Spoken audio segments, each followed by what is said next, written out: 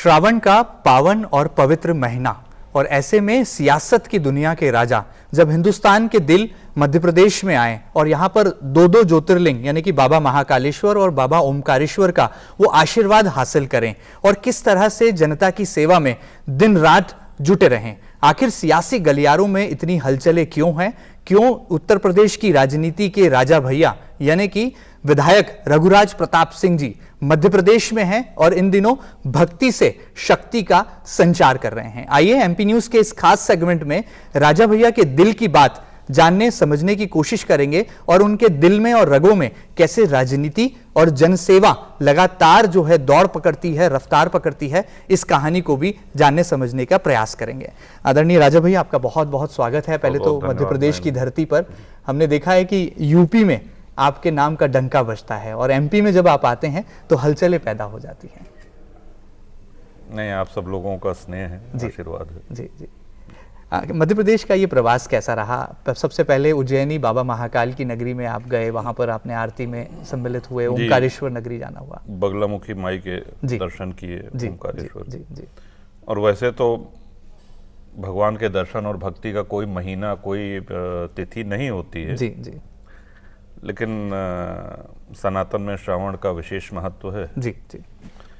तो ये सौभाग्य रहा कि जैसा कि आपने बताया कि दो दो ज्योतिर्लिंग दर्शन करने का सौभाग्य मिला, ईश्वर की अनुकंपा रही। और मध्य प्रदेश क्योंकि हम लोगों के घर से भी लगभग सटा हुआ है। बिल्कुल बिल्कुल जी। तो चित्रकूट कामदगिरी दर्शन होते रहते हैं, मैहर माई के दर्शन होते हैं, इधर राम राजा सरकार ओरछा, जी जी जी, दतिया, जी जी जी, पीताम्बरा माई। तो हम लोगों के यहाँ अधिकतर संबंध भी, वैवाहिक संबंध भी उत्तर प्रदेश में सटे हुए होते रहते हैं। तो ये भी घर ही है। जी जी जी, जी। आपका दूसरा घर मध्य प्रदेश कहा जा सकता है। बिल्कुल जी, बिल्कुल। हमने देखा कि राजा भैया राजनीति में जनता की सेवा के लिए दिन रात जो है मेहनत करते हैं, पसीना बहाते हैं और ऐसा कहा जाता है कि जनता की सेवा आपके दिलों में धड़कन बनकर जो है आगे दौड़ती है।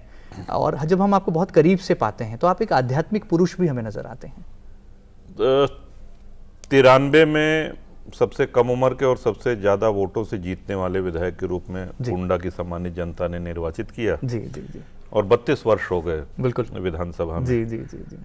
और बगल की सीट बाबागंज है। जी जी। वहां से भी लगातार जनसत्ता दल, अब चूंकि दल गठित हो गया है, तो जनसत्ता दल के विधायक हैं विनोद सरोज, अक्षय प्रताप सिंह जी, गोपाल जी 5वीं बार MLC हैं और लोकसभा भी रह चुके हैं। जी जी जी।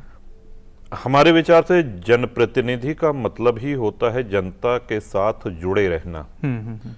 आप जनता की समस्याओं को, उनके सुख दुख को तभी जान पाएंगे जब आप उनसे जुड़े रहेंगे, उनके बीच में रहेंगे। जी, जी, और हमारा यही काम है। एक तरफ जहां हमारा काम है कि प्रदेश में और देश में जो विकासोन्मुखी योजनाएं हैं उनको ले आकर के लागू करवाएं, अपने क्षेत्र में सार्वजनिक काम कराएं, सड़क, बिजली, पानी आदि।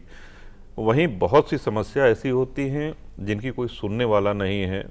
कहीं पुलिस से या प्रशासन से या अराजक तत्वों से किसी को असुविधा है तो उनको न्याय दिलाना, उनकी सहायता करना, वो तभी संभव है जब आप उनके बीच में रहेंगे। बिल्कुल ठीक बात है। तो ये हमारी कार्यशैली रही है। जनसत्ता दल का जब गठन हुआ, जब आपने उस पार्टी का ऐलान किया तो ऐसा लगा देश में राजनीति में एक नई क्रांति आने वाली है, लेकिन अभी ये क्रांति हमें उत्तर प्रदेश तक सीमित नजर आती है। अन्य दलों से थोड़ा सा एक भिन्नता है, वो हम कहेंगे आपसे। जी जी जी। प्रायः दलों का गठन होता है जब किसी बड़े नेता को लगता है कि साहब हमारी अवहेलना हो रही है, उपेक्षा हो रही है इस दल में, तो हम चलो अपनी अलग पार्टी बना लेते हैं। जी जी जी। दूसरा इस तरह के दलों का है कि किसी जाति विशेष का कोई दल है, एक आध दो जिले में उनका थोड़ा बहुत जनाधार है और उन्होंने एक दल बनाया और किसी बड़े राजनीतिक दल से उनका गठबंधन हो गया। इस प्रकार उन्होंने सौदेबाजी करके सीट ली और 2-4 विधायक हॉर्स ट्रेडिंग भी होगी अलायंस के पहले, तमाम तरह की चीजें। हाँ, the less said the better. जी जी करेक्ट। तो ये हो 93 से 18 तक 25 वर्ष हमने राजनीति में पूरे किए। लोगों ने कहा कि साहब बहुत रह लिए निर्दल, अब चलिए दल बनाइए। तो इस तरह से जनसत्ता दल का जन्म हुआ 30 नवंबर 2018। और एक लंबे अनुभव के बाद इस दल का गठन हुआ है। और धीरे धीरे हम लोग उत्तर प्रदेश में भी विस्तार कर रहे हैं। मध्य प्रदेश में आपने देखा होगा कि बहुत स्नेह मिला, जी जी, बहुत अपनत्व मिला, और आज से नहीं, हमेशा से मिलता रहा है। बिल्कुल बिल्कुल। और हम तो ये हम लोगों की तरफ ये मानना भी है कि संस्कृति, सभ्यता, विनम्रता, शील, ये सब मध्य प्रदेश के लोग बड़े शीलवान और सरल स्वभाव के होते हैं। जी जी जी, और जिनके हम सभी लोग बड़ा सम्मान करते हैं, आपके इन गुणों का और इन सद्गुणों का। सौभाग्यशाली है मध्य प्रदेश, बिल्कुल सौभाग्यशाली। एक तो भारत का हृदय है, इसलिए सौभाग्यशाली है। और पूरा प्राकृतिक सौंदर्य से भरपूर है। जी जी, बिल्कुल ठीक। वन क्षेत्र हैं, धर्म क्षेत्र हैं, जी जी जी, तो इसलिए तो ये माना जाए कि जनसत्ता दल का अगला पड़ाव अब यूपी के बाद एमपी होने वाला है, ये कहा जा सकता है। लोगों की इच्छा है जी कि जनसत्ता दल का विस्तार मध्य प्रदेश में होना चाहिए, और इस दिशा में हम सब लोग चर्चा भी कर रहे हैं, वार्ता कर रहे हैं। राजा भैया की रणनीति तैयार है? नहीं, कोई रणनीति जैसी बात, इसमें कोई गोपनीयता जैसी बात नहीं है। जी जी जी, लोगों की इच्छा है, कई लोगों से भेंट हुई, उनकी इच्छा है, और हम लोग भी आपस में बात कर रहे हैं। जी जी जी जी, ऐसा हो सकता है। हमने देखा उत्तर प्रदेश की सियासत में राजा भैया किंग मेकर की भूमिका में भी रहते हैं, या कहा जाता है कि राजा भैया जहां से खड़े होते हैं उत्तर प्रदेश की सियासी गलियारों में ऐसी चर्चा है कि राजनीति की लाइन वहां से शुरू होती है। किंग मेकर की भूमिका में इसलिए आप कहे जा रहे हैं क्योंकि कांग्रेस और बसपा को भी पीछे छोड़ दिया आपके दल ने। हाँ, ये सही बात है कि जनसत्ता दल की संख्या जो है वो कांग्रेस और बसपा दोनों को मिला ली जाए जी जी, तो भी तो उसके बराबर है उत्तर प्रदेश की विधानसभा में। और इस चुनाव में एक और नई चीज देखने को मिली कि पहला विधानसभा ऐसा है जिसमें एक भी निर्दलीय नहीं जीता। बड़ी बात है। और पूरा ध्रुवीकरण रहा इसमें, पॉलिटिकल पोलराइजेशन देखने को मिला, पूरा पोलराइजेशन। तो हमने देखा कि उत्तर प्रदेश में मुख्यमंत्री योगी आदित्यनाथ जी से आपकी जो पॉलिटिकल केमिस्ट्री है उसका फायदा आपकी विधानसभा क्षेत्र कुंडा तक ही सीमित नहीं है, बल्कि प्रतापगढ़ पूरे जिले वरन मध्य प्रदेश ही नहीं उत्तर प्रदेश के विकास में भी आपकी महती भूमिका देखी जा रही है। तो मुख्यमंत्री योगी आदित्यनाथ जी से कैसी राजा भैया की पॉलिटिकल केमिस्ट्री है और इसका कितना फायदा यूपी की जनता को मिल रहा है? आप मुख्यमंत्री योगी आदित्यनाथ जी कहेंगे, हम कहेंगे कि पीठाधीश्वर गोरक्षनाथ पीठ के जी जी जी जी, तो बड़े महंत जी अवैधनाथ जी, और उसके बाद योगी आदित्यनाथ जी। आपके राजनीति में आने के पहले का हमारा परिचय है, और उस पीठ के प्रति बहुत से लोगों का सम्मान है। गोरक्षनाथ पीठ नाथ संप्रदाय बिल्कुल एक गरिमा है, उसका एक अपना अलग स्थान तो उनका जो कद है वो मुख्यमंत्री से ऊपर है गोरक्षनाथ पीठ के पीठाधीश्वर होने के कारण। जी जी, हाँ, लेकिन वो मुख्यमंत्री हैं तो लोगों की अपेक्षाएं हैं कि उनकी कार्यशैली कैसी है। तो कार्यशैली उनकी ये कहा जाए कि प्रभावशाली है और जनता में पसंद की जाती है। जी बिल्कुल, उनकी कार्यशैली, व्यक्तिगत उनके ऊपर किसी प्रकार का कोई आरोप, कोई आक्षेप लगा नहीं सकता। जी जी जी बिल्कुल। तो मैं समझता हूं कि जनता को एक कर्मठ नेता मिले और जिस पे कोई आरोप ना हो, तो और उसको क्या चाहिए। मतलब आप उनको राजनेता से बेहतर संत भी मानते हैं और जनसेवक की भूमिका में उनको देखते हैं। वो संत पहले हैं, राजनेता बाद में। जी जी जी जी। तो कितना फायदा इसका यूपी को मिल रहा है, और बाबा से जो आपकी केमिस्ट्री है इसको लेकर के राष्ट्रीय राजनीति में भी क्या आने वाले कल में जनसत्ता दल जो है दस्तक देने वाला है, हम देखेंगे। देखिए, ये तो भविष्य की बात हो गई कि आगे क्या समीकरण और किसके साथ गठबंधन, ये तो एक अलग विषय हो गया। जी जी जी। लेकिन किसी भी दल के आप राष्ट्रीय अध्यक्ष से पूछेंगे तो वो ये कहेगा कि हमारा पूरा प्रयास ये है कि अपने दल का विस्तार किया जाए, पूरे देश में उसकी शाखाएं अधिक से अधिक हो। जी जी जी। और उस दिशा में हम लोग भी प्रयासरत हैं। हमारा क्षेत्र, हमारा जनपद जी आशीर्वाद देता चला आ रहा है, जी। और आगे भी मिलता रहेगा। ये राज की बात क्या है कि आपको लोग चाहते हैं, लोग आपसे प्रेम करते हैं, लोग आपके पीछे कदम ताल कोई राज नहीं है, ये कोई तो गुरु मंत्र होगा, ईश्वर की कृपा है और हमारा सौभाग्य है। एक लाइन में इसमें कोई हिडन एजेंडा नहीं है, कोई राज की बात नहीं है। अच्छा, हम आपके दिल की बात जानना चाहते हैं। हम देखते हैं कि आप एक राजनेता से अलग एक अनुपम व्यक्तित्व भी हैं। हम देखते हैं कि आपको जानवरों से बहुत प्रेम है, आप हॉर्स राइडिंग को बहुत पैशन की तरह जीवन में लेते हैं, आप ऑटो लवर भी हैं, आपको गाड़ियों का भी बहुत शौक है। तो जन सेवक होने के नाते, विधायक होने के नाते, एक बड़े किंग मेकर राजनेता होने के नाते अपने लिए जो निजी वक्त है कैसे निकाल पाते हैं? अब हम इतने प्रशंसा के पात्र नहीं है जितना आपने कर दिया। नहीं, हाँ, जाहिर है। जी जी जी। घोड़ों का शौक है, कुत्तों का शौक है, जी जी जी जी। अनेक प्रजातियों की गायें हैं गौशाला में, जी जी जी। सबको देखना, जी। तो समय निकाला जाता है और निकल जाता है सब। तो ये शौक संस्कारों से आया है? ये कहा जा सकता है कि पिता से मिले संस्कार या पारिवारिक पृष्ठभूमि का आधार? हमारे पिताजी को भी घोड़ों का और कुत्तों का शौक रहा है। जी जी जी। हमारे पितामह वो हिमाचल के राज्यपाल रहे हैं। और उन्होंने train your own dog, okay, train your own dog, हाँ, को अपने श्वान को कैसे आप ट्रेन करें, एक किताब लिखी है। Okay okay. और पुलिस स्क्वाड में जो ये पुलिस में जो डॉग स्क्वाड जी है वो उन्हीं की देन है। ओके। तो वो वंशानुगत चला आ रहा है। जी जी। कुत्तों के प्रति प्रेम, घोड़ों के प्रति प्रेम, जी जी जी, वो तो चला आ रहा है। बिल्कुल। गाड़ियों से भी बहुत प्यार करते हैं जी, आपको। बिल्कुल। और आपको मुझे ऐसा बताया गया है कि आप जब खुद गाड़ी चलाते हैं तो बड़ा सलीके से चलाते हैं और आपको बड़ी गाड़ियों के, ब्रांडेड गाड़ियों का बहुत शौक है। और शौक है, ठीक है, हम स्पोर्ट्स के भी शौकीन हैं। जी जी। खेल भावना तो आपने नजर आती है, खिलाड़ी की भावना भी राजा भैया में कूट कूट कर भरी है।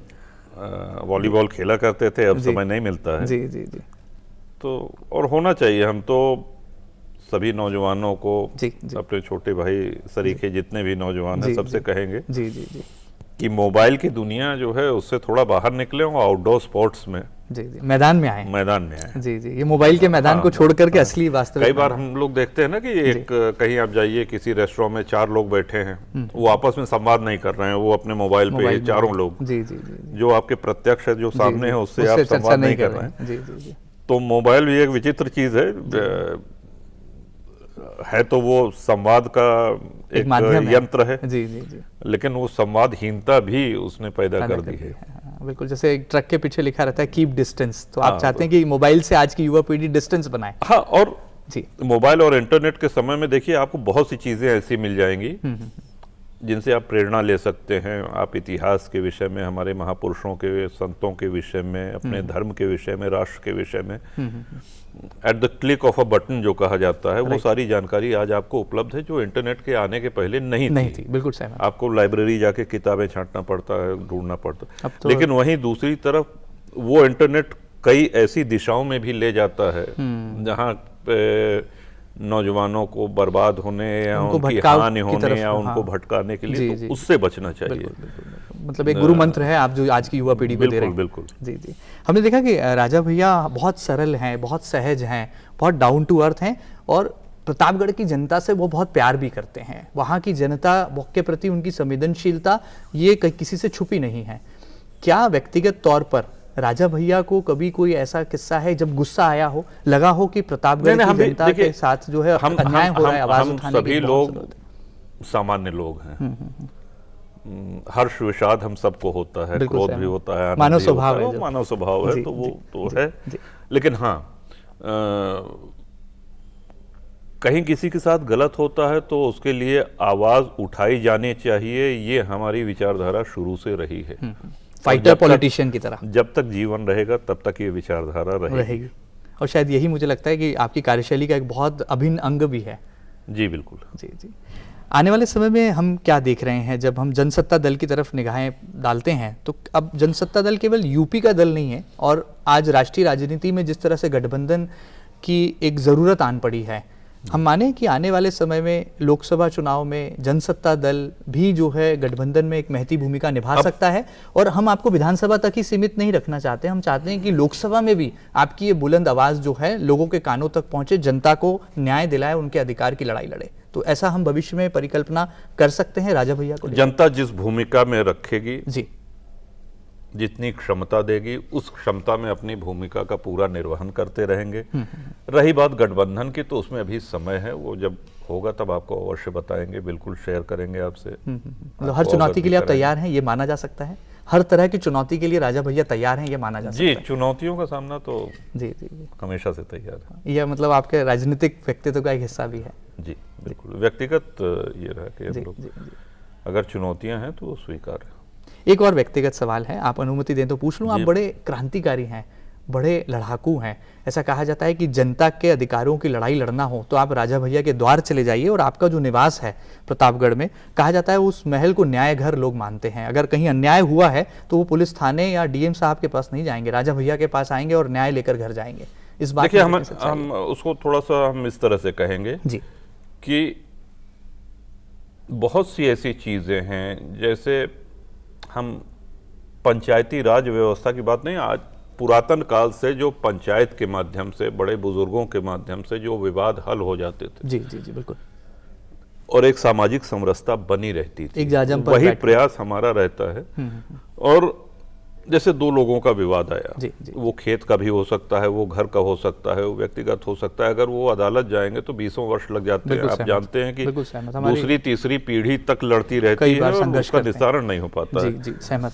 वही प्रकरण अगर उस गांव के, उस क्षेत्र के बड़े बुजुर्ग आपस में बैठ करके समझा बुझा करके अगर उसका निदान हो जाए तो मैं समझता हूँ कि इससे अच्छा कुछ नहीं है। उसमें बुराई भी कुछ नहीं है। समय की बचत, पैसे की बचत और आपस में अच्छा सामंजस्य रहता है। तो ये कार्यशैली हमने अपनाई है पिछले 32 वर्षों से।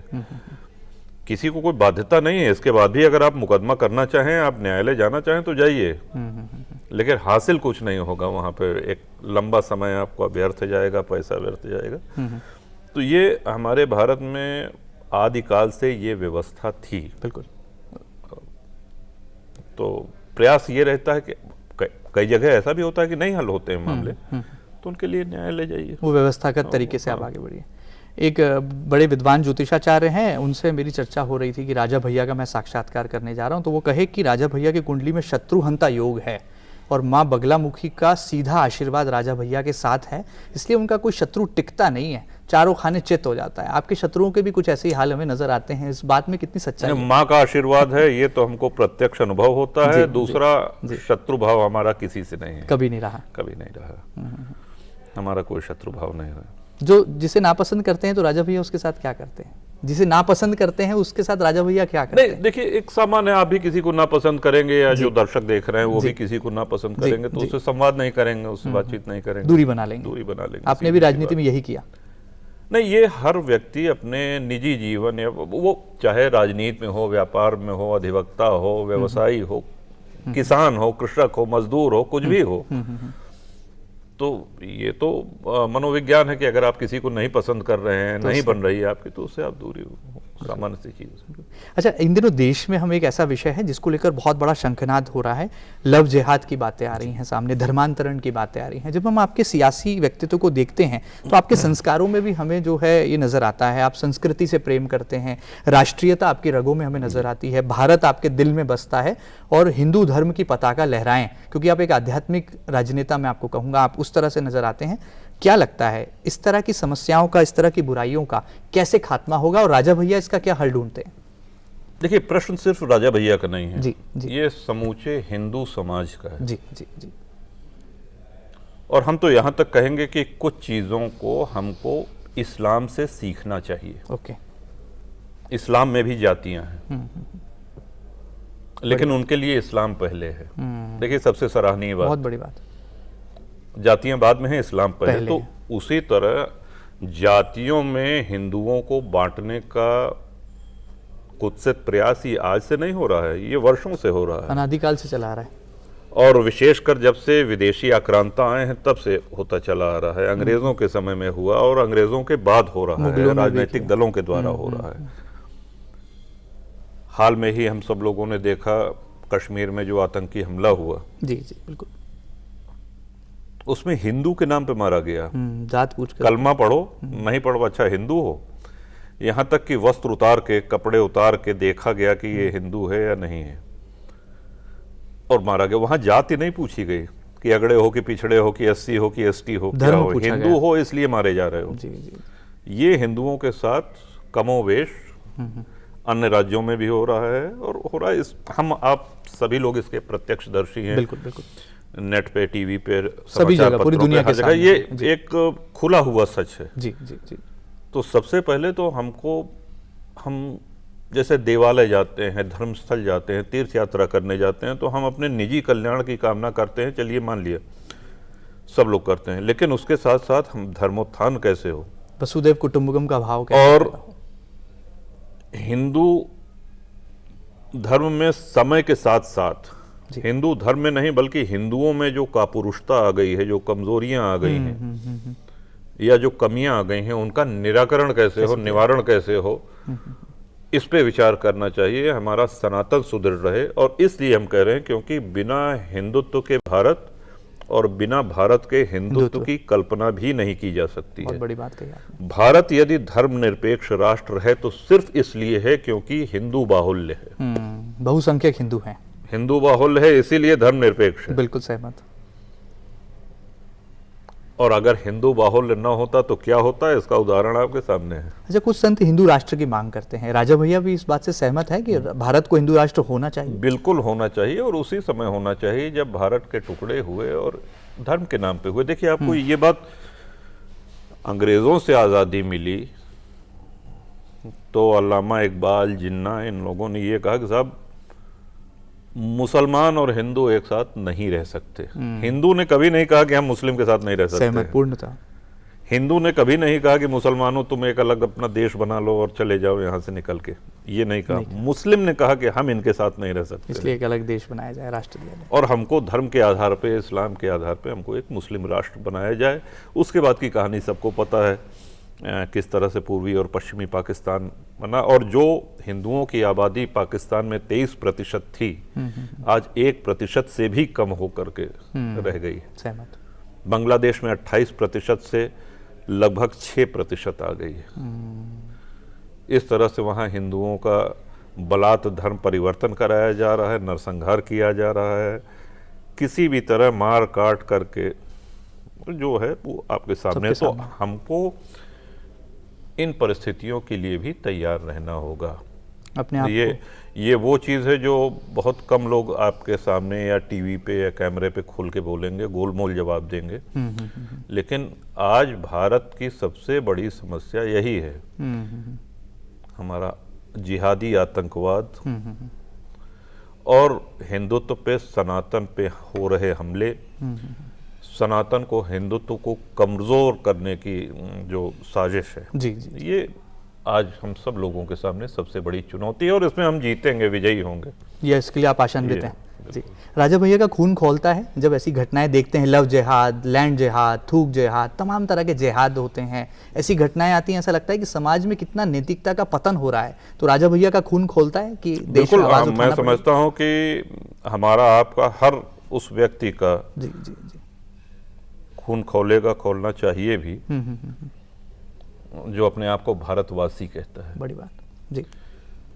भारत की सबसे बड़ी विशेषता, वो तो धार्मिक और आध्यात्मिक पक्ष, लेकिन एक सामाजिक पक्ष की सबसे बड़ी है कि देखिए, पिछले 2000 वर्षों से विश्व में अलग अलग देशों में जो लोग सताए गए, भगाए गए, जी, जी, जी, दुनिया में कहीं अगर आसरा उनको मिला है तो भारत में मिला दिया है। है। बिल्कुल सही है। वसुदैव कुटुंबकम का चाहे वो पारसी हों, जी, जी, जी, सहमत। चाहे कश्मीर में पहुंचे हुए मुस्लिम हों, चाहे यहूदी हों, चाहे तिब्बत के बौद्ध हों, कोई भी सभ्यता, कोई भी संस्कृति विश्व में अगर पलायन करी है, भगाई गई है, प्रताड़ित करी गई है, तो वो भारत तो में शरण उसको भारत ने दी है। अनेकता में एकता। और शरण देते समय भी जी। ये बाध्यता नहीं कि तुम हमारी सभ्यता, हमारा धर्म स्वीकार करो, हमारी पूजा उपासना पद्धति स्वीकार करो, तुम ऐसे बैठो, ऐसे उठो, ये हमने कभी शर्त नहीं लगाई। उनको पूर्ण धार्मिक स्वतंत्रता के साथ, बिल्कुल सहिष्णुता भारत की, तो ये भारत की सबसे बड़ी विशेषता है। लेकिन अगर इस विशेषता को कोई कमजोरी समझ रहा है तो गलती कर रहा है कि चढ़ के ले लेंगे, तो वो गलतफहमी में है। जी, जी, जी, जी। और इसके लिए विशेषकर हमारे जो छोटे भाई बहन हैं, बच्चे बच्चियां हैं, उन सबको जागरूक होना होगा, मुखर होना होगा। हम जीवन के चाहे जिस क्षेत्र में रहें, लेकिन राष्ट्र, धर्म, ये हमारी प्राथमिकता होनी ही चाहिए। और ये जो विचार हैं वो हमारे मन में न रह करके वो प्रकट होने चाहिए। देखिए, इसके पहले क्या था, इंटरनेट आने के पहले कि कोई बड़ी हस्ती ही पत्रकार वार्ता कर सकती थी, सहमत जी।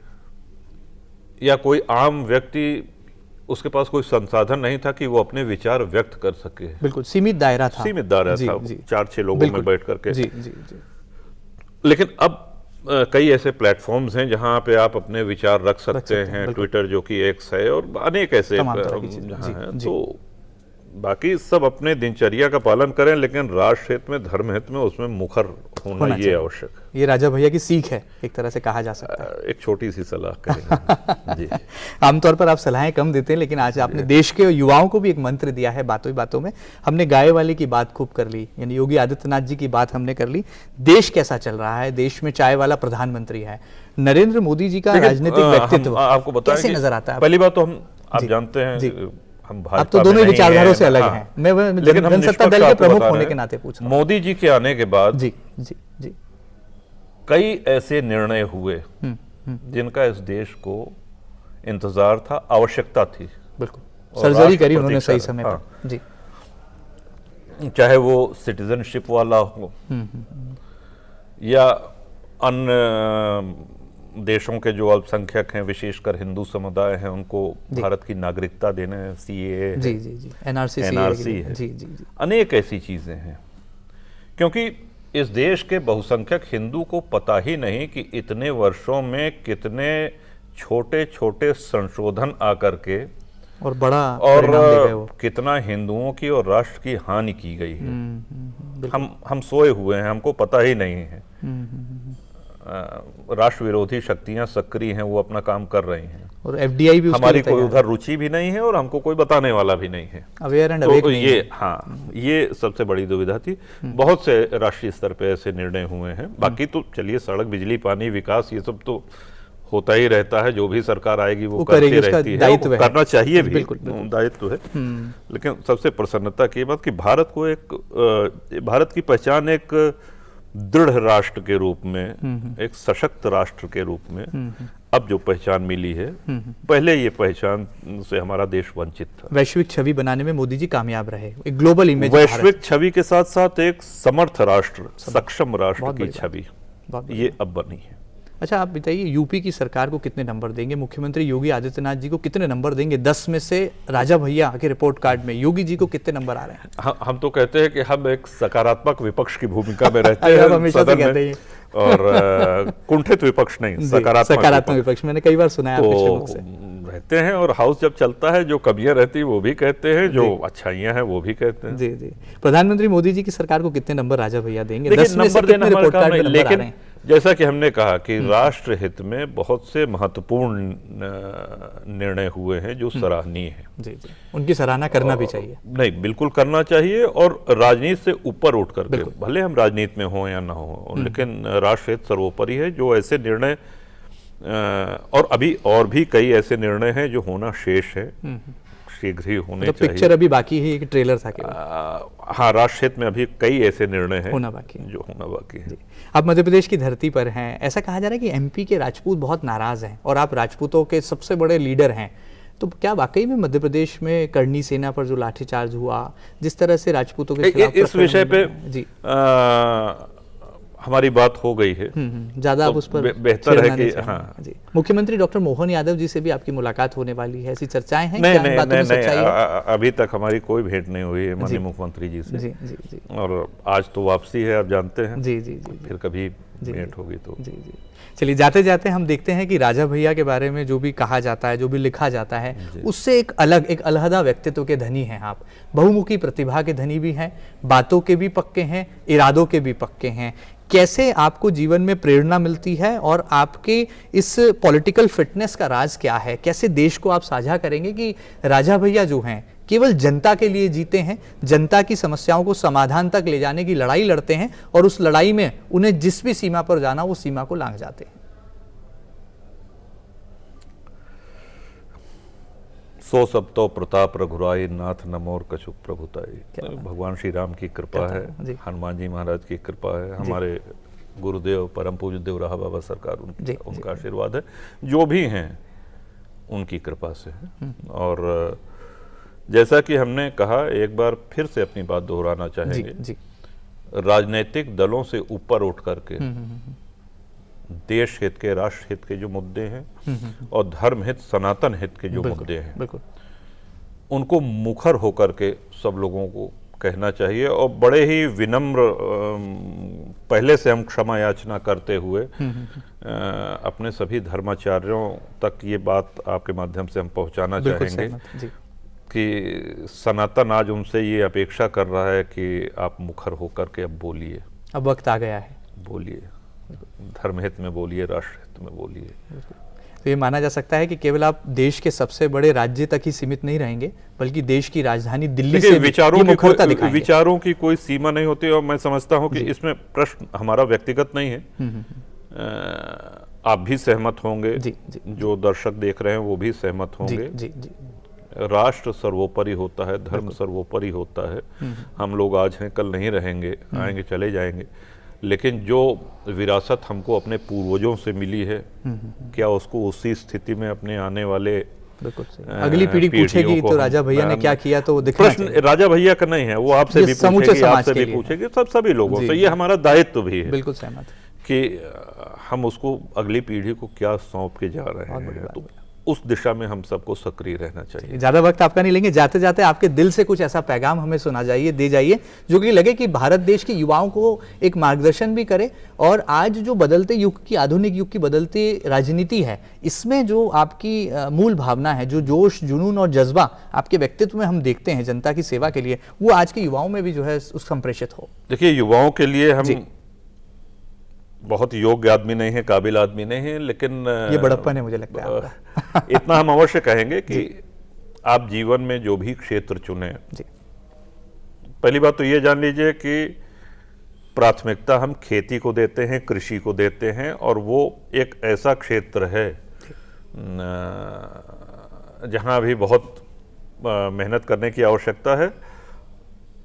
और बहुत से नौजवान ऐसे हमको मिले हैं जो दिल्ली, बंबई में, बड़े शहरों में हैं, वहाँ काम कर रहे हैं, और वहाँ से अब लौट करके अपने गांव में आ रहे हैं और अच्छी खेती कर रहे हैं, ग्रामीण जीवन जी रहे हैं। स्वदेशी, विशेषकर कोविड के समय उसके बाद जो है गांव का महत्व लोगों के समझ में आ गया। तो नौजवानों के लिए ये शुभकामना संदेश है कि जो भी करें पूरी तन्मयता से, पूरे मनोयोग से करें, किंतु अपने पूरे दिनचर्या में समय निकाल करके आज हमने राष्ट्र के लिए, आज हमने अपने सनातन धर्म के लिए क्या किया, उसका आकलन हम स्वयं करें, हमको उत्तर मिल जाएगा। उसमें हम 1 से 10 तक के स्कोर पे हम सब लोगों को 10 पे रहना है, 9 पे भी नहीं चलेगा। पूरी मेहनत और मनोयोग से वो प्राथमिकता है, होना चाहिए। बिल्कुल सही। तो चलिए, राजा भैया जब भी कुछ कहते हैं तो वो कहा नहीं जाता, वो बोल नहीं, बल्कि वो शंखनाद होता है। और उम्मीद करते हैं कि राजा भैया के दिल में जो वाकई में जनता की सेवा है, जो देश प्रेम है, वो हम आप तक पहुंचाने में कामयाब रहे होंगे।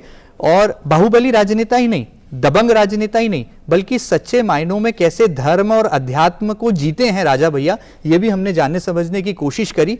देश की राजनीति में जनसत्ता दल क्या निर्णायक भूमिका आने वाले कल में निभाएगा, ये तो जरूर भविष्य के गर्त में छुपा है, लेकिन इतना जरूर है कि राजा भैया के पीछे जो लाखों युवाओं की कदमताल चल रही है, वो जरूर देश के एक नव निर्माण में अपनी महती और सकारात्मक भूमिका निभाएगी। ऐसी उम्मीदें आप और हम कर सकते हैं। राजा भैया के दिल की बात आपको कितनी पसंद आई और उनके दिल में क्या कुछ छुपा है, आप क्या जान पाए, हम तक जरूर पहुंचाइएगा आपकी प्रतिक्रिया। और ताजा तरीन खबरों के लिए लगातार बने रहिएगा आपके अपने न्यूज चैनल MP न्यूज के साथ। फिलहाल इतना ही, नमस्कार।